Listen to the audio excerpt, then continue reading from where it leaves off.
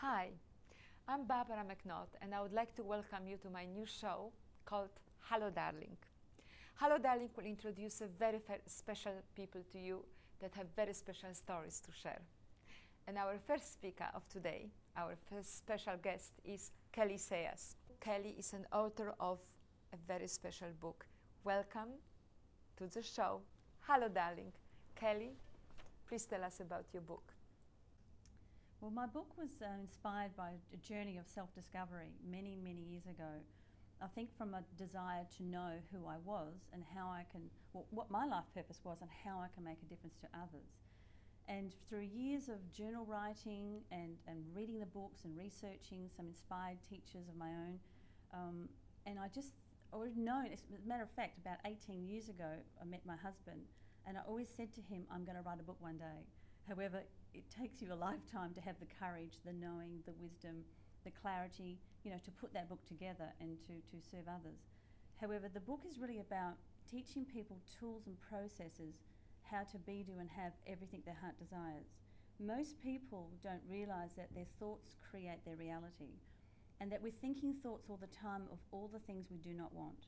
We're worried about money, we're worried about relationships and our health and well-being, and we're not understanding that there is such a thing in the universe is called the law of attraction, and that law is the law is what you think and what you feel, and what manifests is always a perfect match. And then I say, on the other hand, it's not to be fearful of your thoughts, because a lot of people say, oh my God, I keep creating what I don't want. It's not about that, because there is a higher part of you, there's a higher part of you, your spirit and your angels, that are guiding you and protecting you to make sure that you are safe and being guided.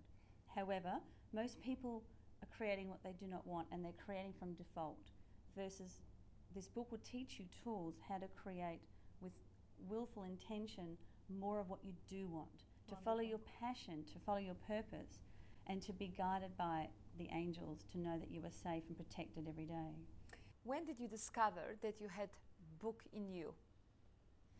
I think, as I said, about 18 years ago, it was really right in my face because of the journal writing. I did a lot of meditation every day. I used to be a pranic healer, and I was always wanting to know who was guiding me and how spirit was guiding me, and I wanted to know everything I could about who I was and how I can help others. And every time I would write a question, I'd sort of go to sleep and I'd write the question, and I'd have a dream, or in the morning it seemed the answer would just come in and I would write all the answers. And then I thought that was just a normal thing, that I could actually ask and it was given. I would ask the questions and the answers would come, or I could be doing the dishes, I could be walking along the river with my husband, and I would just have this inspiration that would flow through me, this knowing that would come through and would come through me, and I would just have this, the writing would just be there, and I would have millions of journals, and I had this doubt all the time that I'm not a writer. I failed English at school. And my husband used to laugh and say, Kelly, you don't stop writing. You've always got a journal on your lap. You never stop writing. However, I never thought I was important enough, or I didn't believe in myself to actually think that that was worth publishing. Incredible. As a spiritual coach and coaching with angels, when did you discover first that you are connected to angels? I think my first experience was, well, I had a belief in angels as a small child. We used to go to church on Sundays with Dad and had giggle in the back row. But I used to think that everyone believed in angels. I thought that that's what church was about, that angels belong to every religion and that they belong to all of us. And that I just had this, I used to, at night time, if ever I got frightened, I would go to the angels. Every time I wanted anything, I would just ask the angels. But then, as I used to speak to my family about it, they didn't believe in angels, and they thought I was off my, into she's off with the fairies all the time. And because people were kind of mean to me, I would suppress those beliefs and sort of shut the door on it. And I thought, well, yeah, it's just my imagination, it's not real.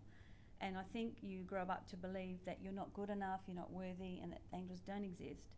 And when you believe that, then that's the evidence that you have. And then it wasn't until years later, I just had that, things would happen in your life, terrible things. People that you love would die of cancer. And it would question that, what is this about, You'd start to question, what is this about? Why are people suffering? What major challenges did you have, and how did you overcome them in trying to find yourself and finding your life purpose? I think the major challenges is my own self-belief and to believe in what you know to be true and to trust yourself and to take the action on that basis versus trusting everyone else, trusting what people tell you to do, trusting what everyone wants you to do. And so I'll give you an example. One story was a financial, I've got all sorts of stories with health and well-being and things, but one of the stories for me was when I was writing the book, and I would show up every Thursday. I call it a divine appointment because I think I have that intention to show up and to write, to serve others. And so it always, my intention was pure to help everyone and to gather information, put it together and to give them tools and processes that they can transform their life. And on doing that, my own life was falling apart financially because here I was focused on the wisdom, inspiration and ideas and putting them together, but I wasn't so focused on money and how I was going to, I guess I gave up that responsibility to my husband and he sort of felt he was taken on too much. So meanwhile, my house was, so we had a default notice put on our door and threatened to sell our house and everything. And I'm thinking, what is going on? Here I am just absolutely following my passion and my purpose, putting information together to help others. And in doing that, the bills aren't getting paid. And here I am going to lose my home. And I'm thinking, oh my God, you know, what am I going to do? So I took that default notice and I actually said, Archangel Michael, I surrender this to you. This is ridiculous. Here I am doing everything in my power to serve others and my own bills are not getting paid. And so I surrendered it. I thought, well, maybe this is to teach me how good are these 5 P's to prosperity that I teach everyone else? How good is this information? Do angels really exist? Can they really pay your bills if you really do need help? I mean, I need to make sure that I'm living what I'm preaching, you know. So I thought maybe the universe has put me in the situations to really make sure that I believe this and I'm walking with my own integrity to serve others. And maybe I have compassion for everyone else who can't pay their bills. So here I am surrendering this default notice and I said, oh my God, they're going to shut me down. This can't be happening. So I surrendered that up to the angels. And I continued to trust. Now this is the trick. You don't just surrender and think, oh, well, you know, the angels and the fairies are going to pay for my, you know, mortgage. It doesn't work like that. However, they do come through you. They will inspire you and like my husband, who is my partner. But the trick is to believe that if you've asked, it is given, to open those doors and to look for signs and synchronicities and to change your thinking and from worrying about the money, worrying about losing your home, to actually trusting that someone or something is going to happen that will pay the bills and that will guide you to inspire you to take some sort of inspired action, okay? So I was absolutely going from my inspiration that I was writing about and thinking, I have to put this into practice. I absolutely must live this so-called law of attraction because I'm in so much trouble. What am I going to do? But I did. I trusted the angels. I trusted the guidance. I kept up my positive affirmations and my thinking. I helped my husband Nigel and I said, it's going to be okay. Something will happen. And by doing that, literally what happened was everything flipped over from fear and worry to we can't pay the bills to things happened, things moved, properties were sold, we were moved, and Nigel started to go, oh my God, so he moved. Everything started to happen, and a financial miracle happened, and with property sales went out of the blue and things had happened, we had the money and completely paid the bank back. But it was that darkness before the dawn. And you were free to ride. Yes, and I started to believe, I think, it wouldn't matter how bad it gets, and even my own husband starting to believe, she's protected, she's safe. When we believe in the angels, things do show up. It's that you've got to open those doors. What tools would you like to introduce to people, and what would you like to tell your viewers about how to be helped to find yourself and finding your life purpose? Well, in the book I talk about the 5 P's to prosperity because I thought to my own self, it's like if you go to the gym and you don't know how to exercise your body. I mean, our bodies are a miracle. We can do all sorts of things with our bodies, but we need to know how to do them. We need to know what muscles to move and what exercises to have.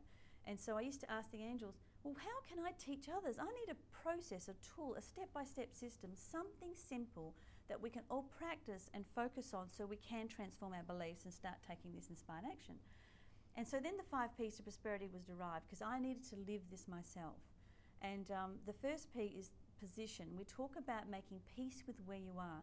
No matter what's going on in your life, I say to people, make peace with it.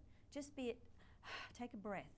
Accept responsibility and know, and just be acknowledging the challenge. Don't try and hide it. Don't try and sweep it under the carpet. Acknowledge what is going on in your life. But make peace with where you are, right? Even if it's bad. That's right. Even just if it's not where you would like to be. That's it. Like, stop trying to be in the past or in the future. Just be present in the now and just make peace. Whatever's going on, take a breath and just say, it's okay. I'm going to be okay. I'll just, something new, something new is going to be derived from this. What is the life lesson? Or look for something, However, it's the most important thing is to be knowing where you are, to be, like if you were driving from Perth to Sydney, you have to know that you're in Perth. You have to accept the fact that you are here before you can go to Sydney, right? Correct. So a lot of people are too busy focused on Sydney. It's like, well, forget Sydney. You've got to accept the fact that you're in Perth or you're not going anywhere, right? So that's about accepting where you are now, okay? The second P is purpose. And most people are either motivated by fear or they're inspired by love, okay? So it's to make sure that the reason that you're going to Sydney, you're going somewhere on this journey, is inspired by love. It's inspired by something that your heart's desire. It's a good thing for you. It's got to serve your highest good or serve the highest good of others, Not like, I'm going to go there because I'm going to prove myself and I need to, motivated by revenge or anger or sadness, then it's kind of, your journey is already set up by default and by negative behaviour, and that journey is going to be a bit of a bumpy ride, okay? So really be careful when you set that intention to move forward. It's like throwing a pebble into the lake. The intention is the pebble. Go there inspired by love to manifest something good for myself and others. And the ripple effect is that law of attraction will bring you those coincidences, signs and synchronicities along the way. The third P is passion. It's all about holding the highest vision of what it is that your heart desires, like a hot air balloon. Hold the highest vision and visualize your success as if it's already happened. So again, you're breaking through like what is possible, because the universe takes a photo of what your imagination can create, okay? So always they say dream big. However, the fourth P is the key. It's precession. And it's all about change of direction. It's when you have to let go of your resistance, letting go of the fear. It's that they say law of attraction is either you allowing something to happen and manifest, or you're resistant and you're repelling that which we are wanting, okay? And most of us set goals and dreams, and yet we don't believe in them. We don't trust ourselves. We don't look for signs and synchronicities. We don't think there's anyone guiding us. And so we have so much resistance, or we give it to our parents or our friends, say, what do you think of this idea? And they think, thumbs down, They don't like it, or they kind of... they don't have your belief or that's the feeling right. for it. They make you have doubt. Here you are excited, inspired one minute, and then you give it to someone else, and then suddenly you doubt the fact, the doubt your own inspiration or your own heart's desire, and then that's what manifests. So follow your dream regardless. That's it. But let go of, maybe sometimes they say silence is golden. Not necessarily share it until you're actually on your way to manifesting. Or go to a coach, professional coach, who will share in your dream and give you guidance and inspiration, and not knock it back and say it's not possible. And number 5? And number 5 is prosperity. This is, they say, Dr. Wayne Dyer used to say, you'll see it when you believe it, not the other way around. You need to believe in your dreams first and then take inspired action. So you need to sometimes transform your beliefs. You need to know that I don't believe it, I don't think it's possible. Okay, what can we turn around? How can we turn that around and start to believe in our dreams, start to look for signs and synchronicities, start to wait for the angels to give you some little guidance and push off the couch so you feel that you were guided, and knowing that this is going to work. This is going to work, and believe that that you can do it. You can be, do, and have everything your heart desires. Yes. But you need to take some inspired action. That's the trick. Kelly, how can we get a copy of this wonderful book? Well, the book is currently on Amazon and in the major bookstores online. But if you come direct to my own betterlifebookstore.com.au or kellysayers.com. If there is one message you would like to share and leave with the viewers, what the message would be? I believe that everyone has a unique and special contribution to make, and it's important that you discover what that is so you can fulfill your own dreams and start to manifest that which you were born to be, do, and have. It's like, ask the universe, ask the angels and open those doors and look for the signs, look for the magic, and take inspired action. Well, you brought a lot of magic today. Thank you so much for being here, Thank you, Carrie, Barbara. And we're Thanks looking for forward inviting me. to more stories and more books from you. Thanks Thank very you. much. Thank you.